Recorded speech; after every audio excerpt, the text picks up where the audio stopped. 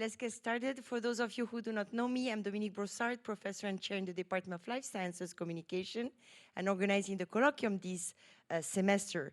It's my pleasure to introduce colleague and longtime collaborator Dietram Scheufele, who will talk to us about, I'm not sure what, because there's no title, but he shall also tell us that. Particularly since as a colloquium in science communication, is concerned, this is extremely exciting for us, since he is, I would say, the scholar in science communication research, most cited person in communication research in general, and I think even in plant science and so on, right? And certainly the most cited social scientist at UW. He will hopefully give us a lot of insights into the things we need to think about when we think science communication. But also, I'm particularly pleased to announce that there was a press release today stating that Dietram had been elected to the American Academy of Political and Social Sciences.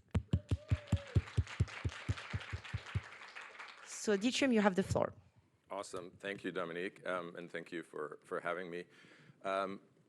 In many ways, what I'm talking about fits in perfectly. And originally, I think I was scheduled earlier in the semester and then got moved, but it actually worked out really well because tons of folks from Elise to Adam to Nikki and others have set this up almost perfectly and maybe better than I will, but I'm going to try and reconnect some of the themes and talk about three things all together when it comes to hopefully building common ground. I mean, it's one of those things we're going into an election where both Trump and Biden are going to try and rally their respective bases and are going to make very limited efforts to cut across and connect with voters from the other side, and that makes a lot of rational sense, unfortunately, given where we are. But for science, that's not an option, especially not when it comes to science that hopefully will lead to behavior change vaccines. So I'll start with why COVID has made things worse, and a lot of those wounds being self-inflicted. This is not some other people that did bad things during COVID. It's that too, but it's also a lot of things that happened within science. I'll talk a little bit about some of the lessons that I think are painfully obvious, or were painfully obvious both before and certainly after COVID, and that we still continue to ignore, and we kind of celebrate ourselves for ignoring them. And then hopefully become a little bit more productive in the end, or constructive rather, in terms of what we can do next.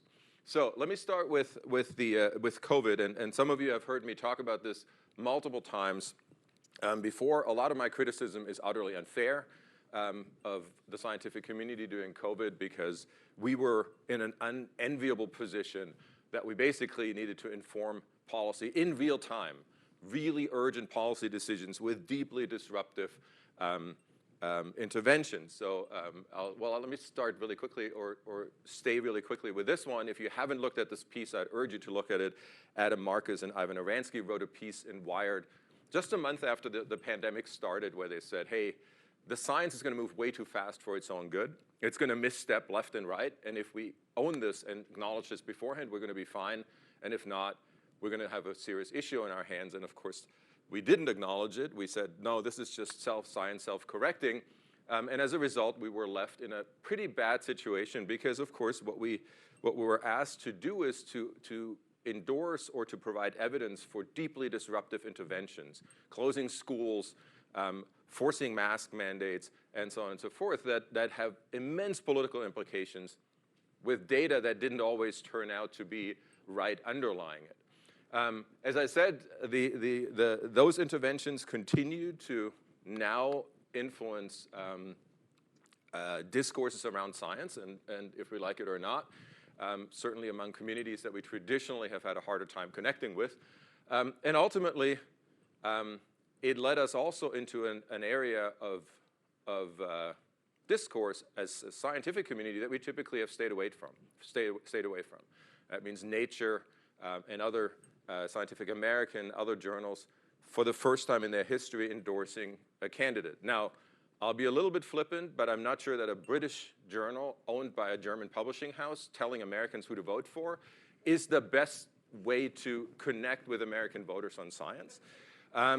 It certainly helped feed the narrative that there's science that feeds a partisan, not a political purpose, but a partisan purpose. And I'll come back to data that shows how much that narrative is beginning to stick in a very unproductive way. So what are some of these lessons that we haven't learned? One, we've known for decades and decades and decades and decades, and that is that us looking at the public, there is not a public, there's tons of different publics, among them scientists themselves, but that the public is somehow disconnected from science based on a lack of information or some form of pathology, a lack of trust. And if we can just fix those pathologies as scientists, if we can tell them how they need to do things better, then the world will be a better place. Neil deGrasse Tyson, of course, being one of the key people in this movement, yelling at people for being stupid about genetically modified organisms and other things, mocking them. I'll show you some data later or some examples of that later. And then being surprised that opening a conversation by saying, you don't understand, and then following up with explanations maybe is not the best way of opening those pathways. Well, then we shifted over to saying, well, maybe it's not knowledge, right? Maybe it's they don't trust us. And if we can close that trust deficit, this is a piece that current president of the academies and president of Arizona State University wrote together, kind of echoing that sentiment that we have a trust problem, and if we can fix the trust problem, then of course people are gonna wholeheartedly endorse AI, wholeheartedly endorse brain organoids, gene drives, and all the controversial technologies that are gonna come our way.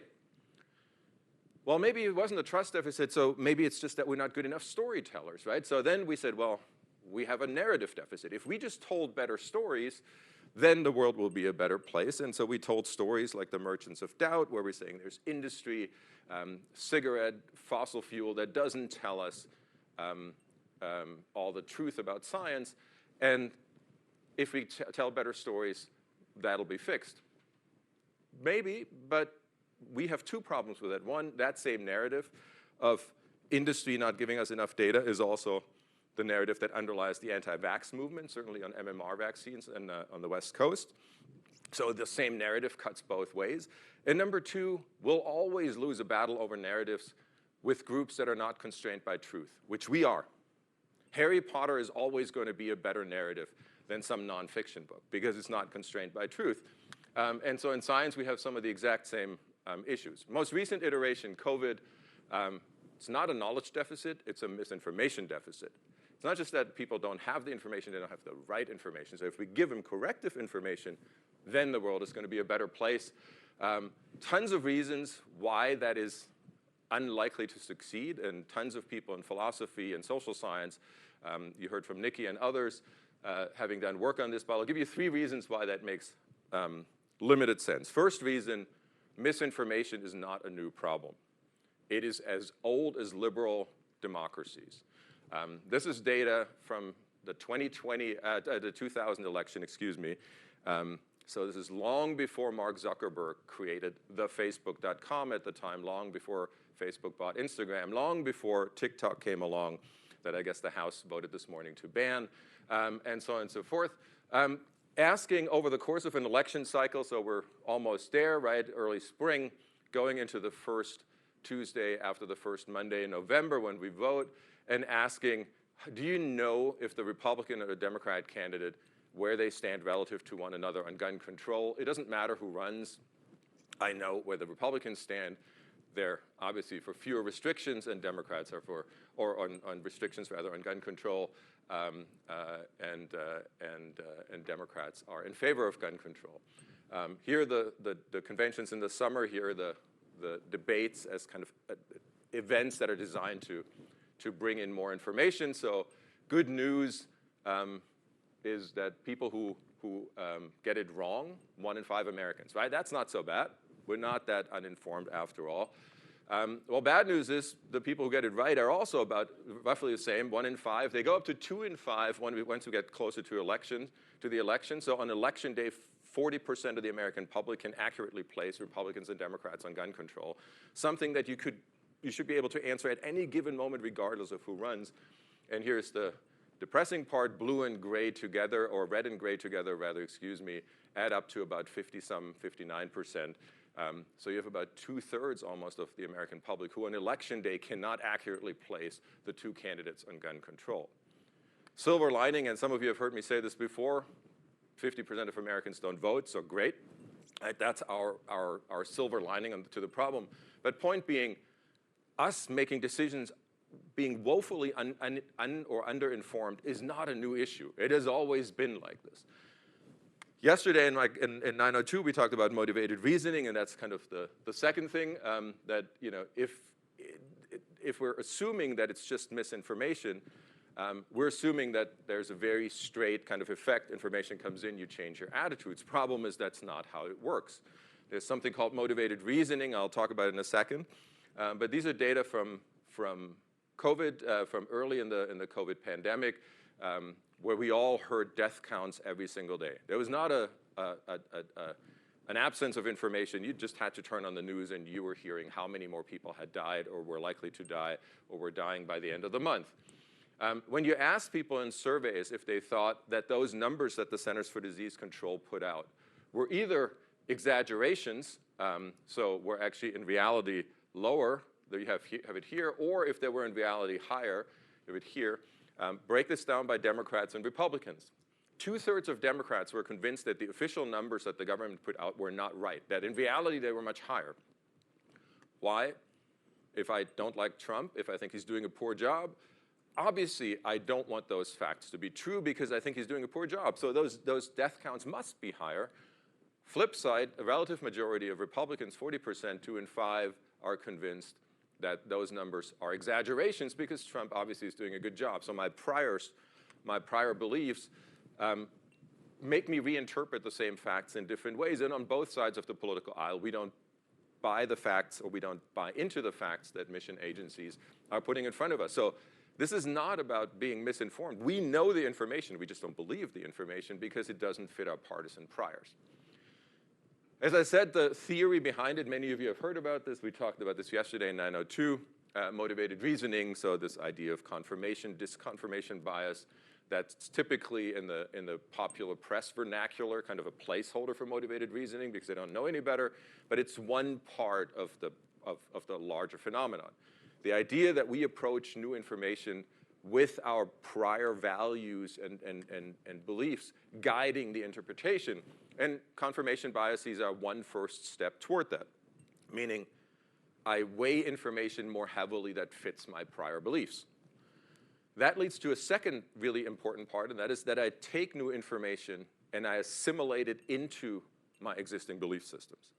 So in a democratic, small d democratic system, liberal democracies, the hope is that information comes my way and I change my views when faced with better information. But that's not what I'm doing. When I'm faced with better information, I'm tweaking that information to make it fit my priors, because otherwise I would have to change my view on Trump, regardless if I'm a Democrat or Republican. And ultimately, I'm doing that to protect my personal identity, my political identity, my faith-based identity, and so on and so forth.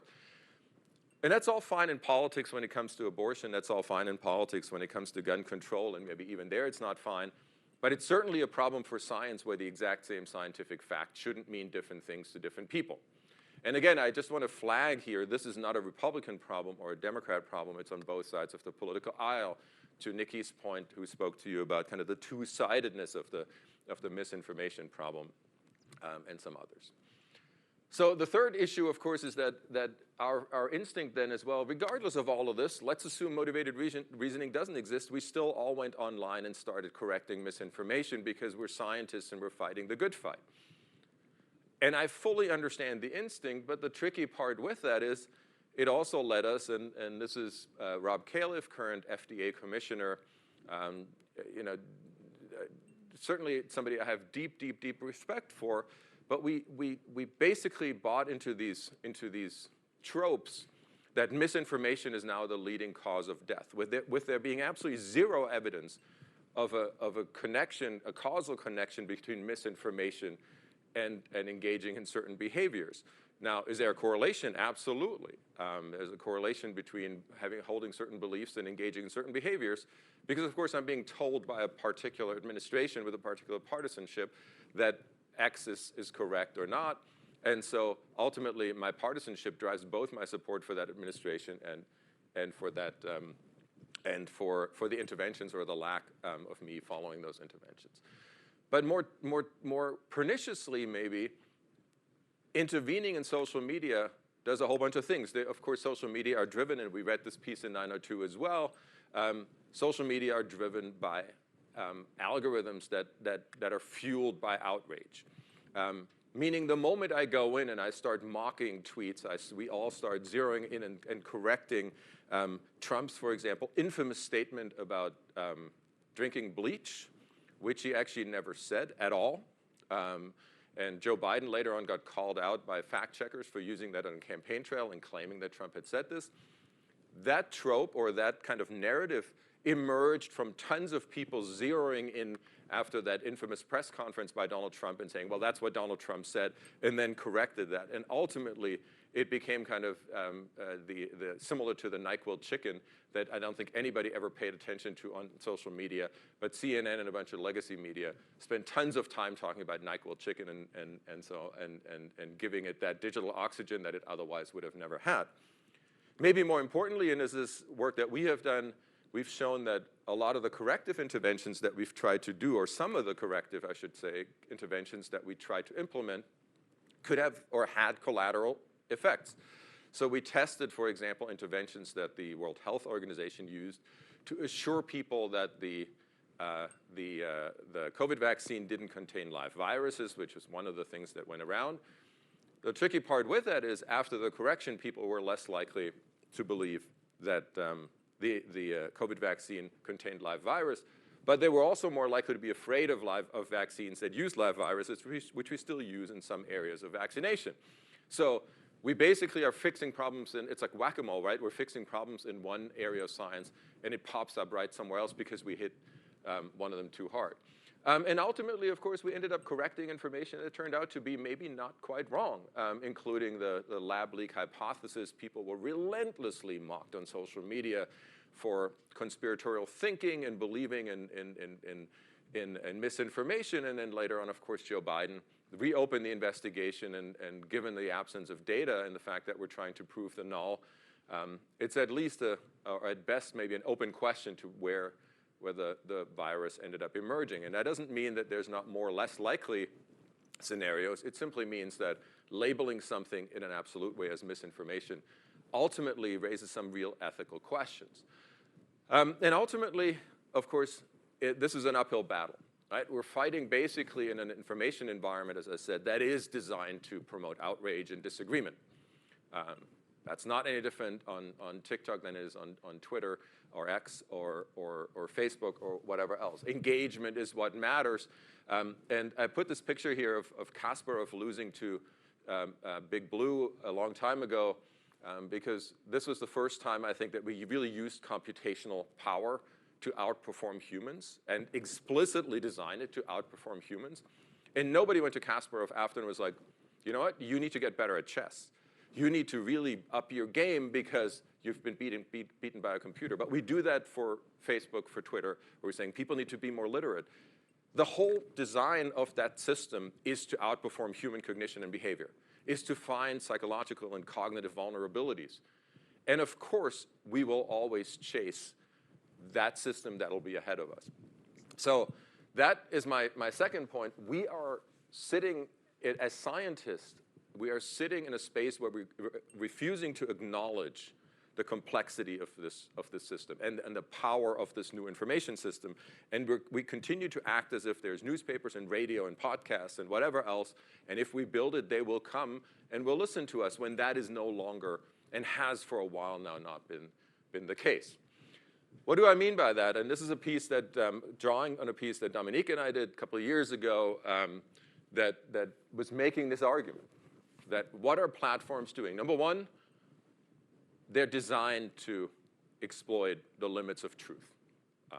We will see campaign ads before too long. We will see content that will be, at best, a mixture of synthetic and true content, and more likely than not will be largely synthetic content. Even the true stuff will be synthetic content, right? That will be generated partly by algorithms and will be partly, and this is work that people at Stanford have done, how can I, for example, create deepfakes or types of of campaign messages that make it more likely for you to trust the messenger by layering, by either having mannerism, layering parts of your facial features, and so on over others.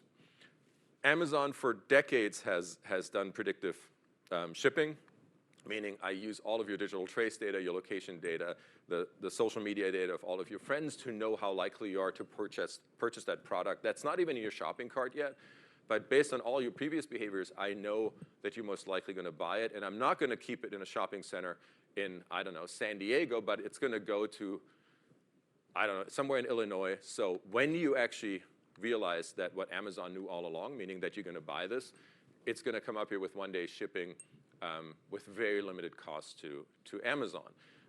That's why every app on our phones starts bleeding data. And partly that is, of course, also being used by news organizations to narrowcast, to micro-target, to give us all a news diet, think back motivated reasoning that fits our priors, that directly is targeted toward our individual predispositions, our echo chambers, our filter bubbles. And ultimately, now we're in a world where that, of course, is going to be perfected. My nightmare or whatever scenario, I'm both fascinated and awed by this, is there is no reason why at some point law firms will not simply take everything that Justice Thomas has said, take every statement he's ever made and train a language model on it. And then every amicus brief and every brief to the court is going to be written in his language toward him as a potential vote. And there's no objective reason to not do this. There is no rational reason to not do this. Now, there's ethical and normative reasons why that's leading us down a very slippery slope. But just the applications will be in every part of our daily lives, and science will not be immune from that, and science will not be immune from that in a larger system where we're trying to communicate consensus. Meta, of course, has known this for a long time. This is Adam Kramer, who once infamously said that Facebook data is the largest field study in the history of the world. That produced a pretty big outrage, and it got deleted and wiped from virtually every site that still exists. Facebook left it up on one mobile site, so you can still find it if you look it up. But for obvious reasons, that raised some serious questions because it's the largest experiment that nobody has access to other than Meta. It's data that is richer, deeper, and more intrusive than most other data sets. This is the discussion around TikTok and ownership right now. But that literally is sitting somewhere in Menlo Park without anybody having access. So, and those inaccessible data and algorithms, meaning everything that we've ever done feeds an algorithm that, of course, ends up improving the outrage machine, if you will, and I'm being somewhat simplistic here, but certainly the engagement element of Facebook. How do we communicate scientific consensus on a platform that is made for the opposite? Right? Us saying we all agree that climate change is real. That's not what drives the algorithm. What drives the algorithm is one person going, I don't think so, and then everybody starting to yell. So this is not a good platform for scientific consensus and for getting across settled science. Not only do we need to get across settled science, we need to sort out disagreements about controversial science. Should we move ahead with brain organoids? Should we germline edit human beings? These are all questions that don't have scientific answers. They have moral answers, ethical answers, answers that we need to struggle with and work through. The IVF debate is a good one, right? Is a good example of that. Do we think that what are frozen embryos? Should parents be allowed to adopt them and carry them to term? Similar to what happened during the Bush administration with Tommy Thompson as Secretary of Health and Human Services. Those debates need to be had, and they need to be had with the best available science informing them. Social media are not a good place to have them because, again, it's not about rational exchange of good faith and good faith nature, but it's about building outrage. And ultimately, of course, we need to come as a society to a consensus what we want to do. Again, not something that is a dependent variable from Meta, TikTok, X, or any other platform. So let me start at least leading up to getting closer to good faith debates.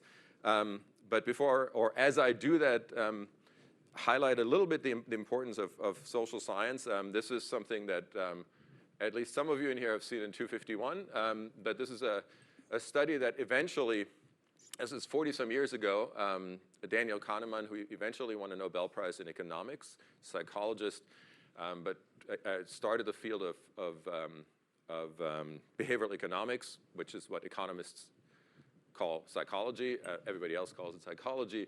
But basically what he said is we can take the exact same piece of information, and you see kind of the creepy wording here, right? An unusual Asian disease. This is 1981. And basically said we can present this information, the exact same information, in different ways. I can either tell you that of those 600 people, 200 people will live, or I can tell you that among those 600 people, if we start wearing masks, if we start doing whatever, 400 people will still die.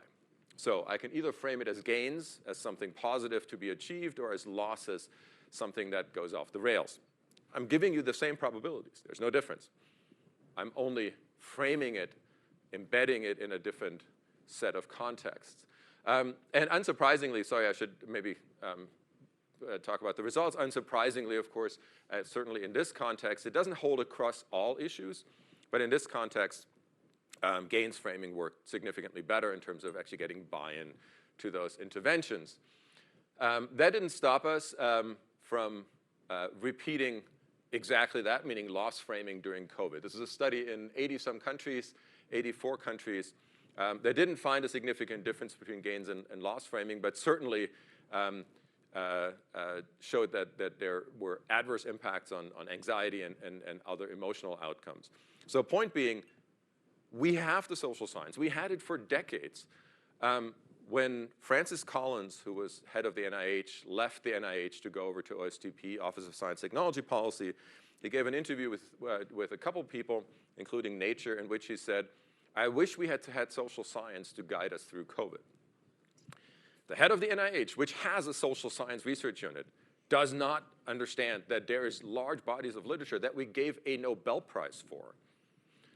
Then we have a problem doing COVID. And of course, what ended up, oops, the wrong direction, this is the same thing when it comes to herd immunity, right? Something that we haven't really pre-tested. It sounds like a good idea. And it's a perfectly good description of what we're shooting for when we're going for 92% vaccination rates. It scientifically makes a lot of sense. But for people in a country that doesn't pride itself on going along with everybody else, where individualism is valued, and being part of a herd and being a sheep is not something that necessarily is a good value proposition as we talk about some of these issues. So tons of work to be done and tons of work that we can learn from. So let me now look at some of the attempts that we've since then launched on communicating science. One is the very unfortunate just follow the science slogan. And we talked about this yesterday in 902 as well. AstraZeneca is my absolute favorite example because it works regardless of where I give talks. If I give this talk in Germany, it works. In Europe, if I give this here, it works. Because different countries tried in good faith to use the best available science and came up with absolutely diametrically opposed policy conclusions. So in the US, AstraZeneca, we went through the same fact-finding that everybody else went through. Younger females of particular age groups, blood clots, concerns. Ultimately, we settled on, no, it's not enough of a concern. It's safe enough to use. We had stockpiled it along with every other vaccine, which actually was a good strategy, and ultimately said, yes, it's safe. What do? We give it to Canada and we give it to Mexico. We're not going to use it. So clearly kind of a message, it's safe-ish, but not for Americans. Our neighbors are going to be just fine. Germany did something different. Germany, this is the former Chancellor Angela Merkel, who has a physics PhD, so clearly scientific pedigree, not in this area, but one way or the other. She got vaccinated in public with AstraZeneca to show that it's safe, to signal to everybody in Europe and in Germany certainly that it was safe. That happened within a couple of weeks of Denmark, couple countries north of Germany, saying, totally not safe, we're not using it. If I'm a reasonable news consumer, I'm looking at this, and I'm like, I have no idea what follow the science means. Because there's no such thing as following the science. These countries all engaged meaningfully with the best available science, and they came to very different policy conclusions. And all of them are not wrong. All of them made decisions under the circumstances, and that's how policy works. It's influenced by context, it's influenced by political distribution of power, it's influenced by cultural preferences, precautionary principles and different interpretations, and so on and so forth. That hasn't stopped us from using that slogan again and again and again during COVID. What we meant is, don't be like the other side, because if you follow the science, then you're with us, and if you don't follow the science, then you're not with us. Problem is, of course, that started ramping up that idea of partisanship and connecting science to partisanship. And I want to show you, these are the most recent data out of the General Social Survey, and I want to highlight two things here in particular. One is, this is just at the kind of the height of COVID. I want you to look at the blue line, which is Democrats being higher than ever before in confidence in the scientific community. 64%, 2/3 of them. Do they trust us on nuclear energy or genetically modified organisms? Absolutely not. Right? That's not where the left is sitting. They still don't like nuclear energy. They still don't like genetically modified organisms. They're still suspect of a whole bunch of areas, agricultural research, and so on and so forth. What they're saying when I ask them about trust in science is they're saying, I'm not Trump. I'm a liberal, and all the conservatives don't like science, so now I'm liking science even more because it's part of my political identity. And in contrast, down here, you have 1/3 of Republicans and about 1/3 of independents. Add those up, those are 70% of the US public. 7 in 10 Americans are sitting in a place that's very separate from where liberal voters are sitting. And I'm not judging either side, I'm not endorsing either side. It is a problem for our country if 7 in 10 Americans are starting to dip, and even further if you go into 2022, while what some people would unfairly describe as liberal elites are sitting at the very top and basically having declared this as part of their political partisan identity. The second one is this one here, and that is now and this is kind of what I meant with a title here, we are running the risk of science, because it's beginning to be seen as partisan, becoming an institution like all other institutions. Meaning becoming an institution that is declining in trust, like journalism, like Congress, like the White House, like mission agencies. Science has traditionally stayed pretty stable. And there's a piece that just came out in PNAS that Skip Lupia, the former SBE, Social Behavioral Economic Sciences director of the NSF, published, where he showed some of those very stable trends over time. But we are beginning to see dips again, and especially among some groups. So where we're going, where science is really starting to see some of the same dynamics surrounding confidence and trust that all the other institutions are facing. And again, I would argue there's a key difference between science, which says we're operating in a nonpartisan fashion, objective, systematic, and we are the best institution that the country has or that the world has for creating and curating knowledge. And it is completely divorced from other views, values, and so on. The moment we give up this part, we have a problem. This is why I put this piece up again as lead authored by Nikki, who you heard from already, that flags this problem of treating what we don't like as scientists in public discourse as pathologies that we need to intervene, especially if those interventions target specific group based on their partisanship. And this is not to say that scientists should stay away from communicating. They need to do more communicating. But they need to do so in a way that maintains their original claim to objectivity and neutrality, which is why some of those examples that I'm about to put up for you frustrate me so much. It is questionable to which degree a guy who plays a caricature of a scientist with a bow tie is the best spokesperson for science anyway, and I'm being totally flippant. Obviously, there's important work that he has done, that Bill Nye and others have done. But yelling at the audience for being idiots about climate change and don't you, and swearing, insert a bunch of swear words here, understand that the world is on fire on Comedy Central, is probably not going to address the constituencies that you're trying to reach. This is Neil deGrasse Tyson making what I think is a pretty funny joke, right? A child was born who by the age of 30 would change the world. Happy birthday, Isaac Newton. It's a funny joke to me because I don't have any religious beliefs, but it's a tweet that went out on Christmas Day. That is gratuitously trolling people with Christian values, right? Go like, hey, today is your holiest of holidays. Let me make fun of you. But please listen to me on embryonic stem cell research. Please listen to me on all the issues that potentially conflict with your values. I get the instinct. I have the same instincts every so often, but it's not productive. It's not productive for Michael Mann, climate scientist back then at Penn State, now at University of Pennsylvania, to go out and basically say everybody who's a Republican is not safe to have in Congress.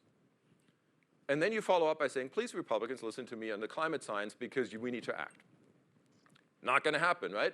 And then, of course, Richard Dawkins mocking everybody who has any religious beliefs or has any concerns about embryonic research. Point being, we are queuing up partisanship as a scientific community. And these are people that have all won public engagement awards, that have won humanitarian awards. These are what some people consider the top communicators that we have in science.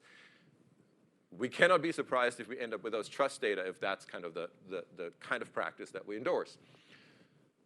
So this is data that Georgetown has collected that in their civility poll and that I think is a really good depiction of where we are. So this is asking, do you think that compromise and common ground should be the goal for political leaders? And we all think that is, right? We no longer want to live in this world where we yell at each other and there's no compromise, there's no way of reaching consensus in some way, shape, or form.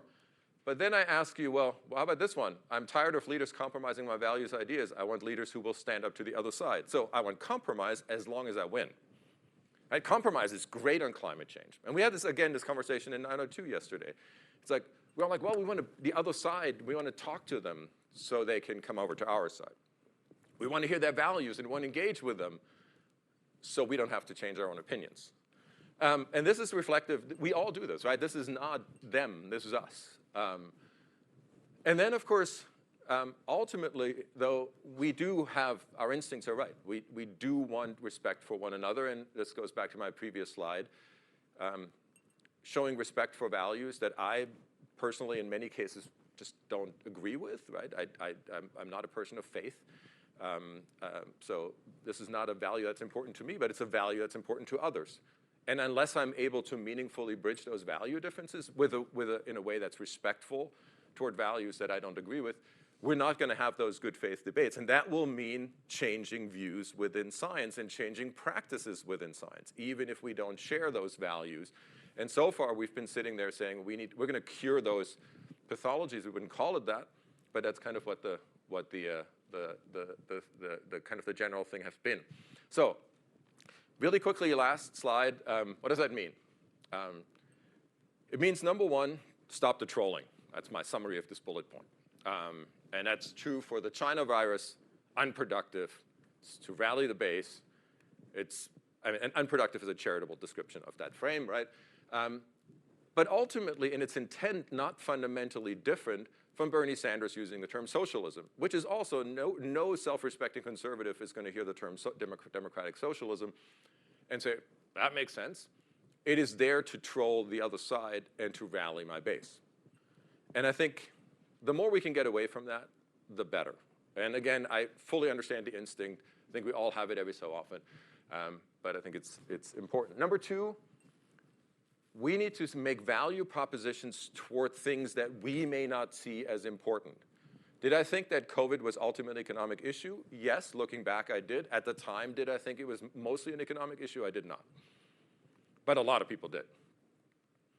If I have a barber shop and that thing is closed for 2-3 months, if I have a bakery, it's an existential question. And so to not address the existential question and saying, well, you need to think about the 700,000 people that have already died. I do, but I'm also thinking about my barbershop, which is why some of the frames that came out of the more conservative side of things, so We're losing $1 trillion from people not wearing masks and the economy being shut down. The Economist saying we're losing $56 in GDP per person per day not wearing a mask. So saying there is a real economic reason for you to engage in these behaviors, and that is so we can reopen more quickly. Let's address the challenges that actually people see rather than the challenges that we as scientists with our value system think are important. The third thing that I'll throw out is the idea of uncertainties, and that's something that we didn't do well and continue to not do well. The idea that, and we do this well in some areas. I put chemotherapy here as a cancer treatment that hopefully will soon be a thing of the past, but we're still using for some kinds of cancer with a full acknowledgement that there are going to be better tools available, personalized medicine, targeted drug delivery, gold nanoshells, tons of different venues that we're pursuing. But the idea is we're telling people this is the best we have right now. This is the best science we have. And during COVID, we didn't say that. Say, follow the science is right and you are wrong. No, this was relatively speaking the best science we had, and we knew it would be different a week or two from now. So when Governor Evers, for example, went out and said, we're going to keep the state shut down for another month, politically, I would have, and again, I'm Monday morning quarterbacking, I would have said, don't do that. Basically say, we're going to keep the lockdown in place day by day. The science emerges rapidly. The moment the science is reliable enough for us to reopen, we will. You're acknowledging that the science is changing, and you're acknowledging that you're willing to listen to concerns from the other side, or concerns that are saying, you know, another month of lockdown is really existential for me. So, and then the last thing, and I'll put this one up here just because I don't know if Sarah's here, but I told her yesterday that I would bring this up. Oh, there she is. Yeah, there we go. This is Catherine Hayhoe, who many people celebrate as a great climate communicator. She's married to an evangelical. She's evangelical herself, and so it's kind of portrayed often as this conduit to networks of communities of faith. And I think there's a couple things that are really laudable about her approach. I think she's very much aware of some of the social science we just talked about. And so my criticism of this approach is really focused on the larger, I'm using her as a poster child here, and maybe unfairly so, of our instincts to socially engineer buy-in to science. So number one, approach is probably not super scalable, right? Most scientists are not going to be married to evangelicals or fundamentalist Christians, number one. Number two, there's very limited evidence that actually it has had an effect. It's not she's at Texas Tech. It's not that all of Lubbock believes in climate change now.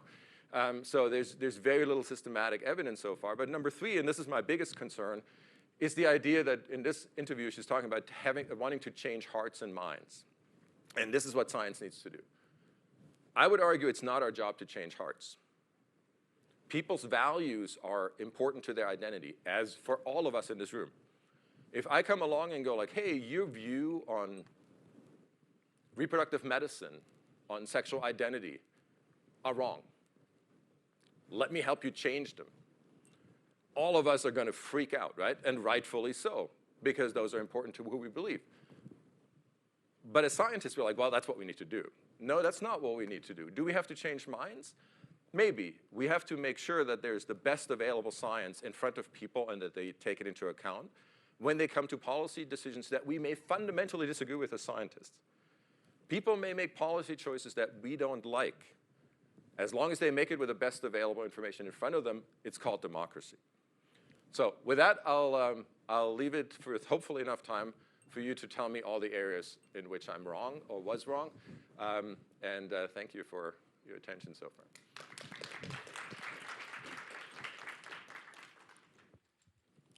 Hi, friends. Questions, comments, thoughts? We have about 7 minutes.